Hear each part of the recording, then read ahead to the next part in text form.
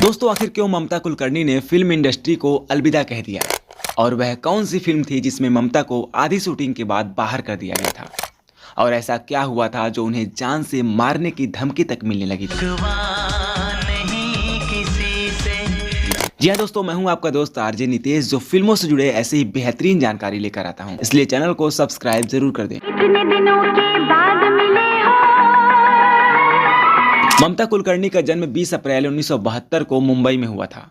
ममता ने साल 1992 में आई फिल्म तिरंगा से हिंदी सिनेमा में कदम रखा था। फिर उन्होंने आशिक आवारा, क्रांतिवीर, वक्त हमारा है, सबसे बड़ा खिलाड़ी और करण अर्जुन जैसी कई हिट फिल्मों में काम किया। मुझको राणा जी माफ करना।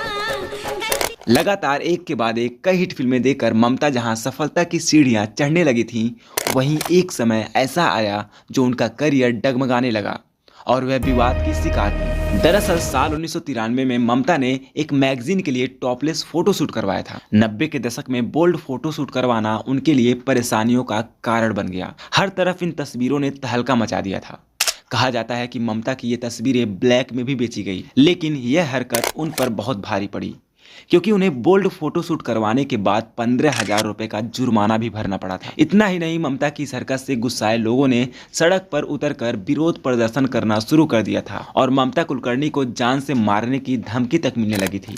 और ममता कुलकर्णी को लेकर यह भी कहा जाता है कि राजकुमार संतोषी की फिल्म चाइना गेट में ममता को आधी शूटिंग के बाद बाहर कर दिया गया था। लेकिन जब अंडरवर्ल्ड डॉन छोटा राजन को इस बात की खबर हुई तो उनके इशारों पर ममता को वापस फिल्म में ले लिया गया था और बाद में लोग उन्हें ये कहने लगे कि इंडस्ट्री में ममता कुलकर्णी का सफलता पाना अंडरवर्ल्ड डॉन के कारण मुमकिन हुआ है और डॉन और ममता के रिश्ते की खबरें इंडस्ट्री में आग की तरह फैलने लगी। लेकिन हर बार ममता कुलकर्णी ने इन खबरों को महज एक अफवाह बताया है। लेकिन साल 2002 में उन्होंने ड्रग माफिया विक्की गोस्वामी से शादी करके सबको चौंका दिया था और साल 2016 में ममता और विक्की को पुलिस ने केन्या एयरपोर्ट पर तस्करी के मामले में गिरफ्तार किया था। हालांकि ममता कुलकर्णी ने इसे साजिश करार दिया और बाद में उन्हें छोड़ दिया गया था। और साल 1999 में ममता कुलकर्णी फिल्म इंडस्ट्री को अलविदा कह दिया और शादी के बाद गुमनाम हो गई। और साल 2014 में ममता कुलकर्णी अपनी आत्मकथा ऑटोबायोग्राफी बाय योगिनी के लिए दुनिया के सामने आई और इस किताब को लॉन्च करते हुए उन्होंने अपने बारे में कई बातों का खुलासा किया।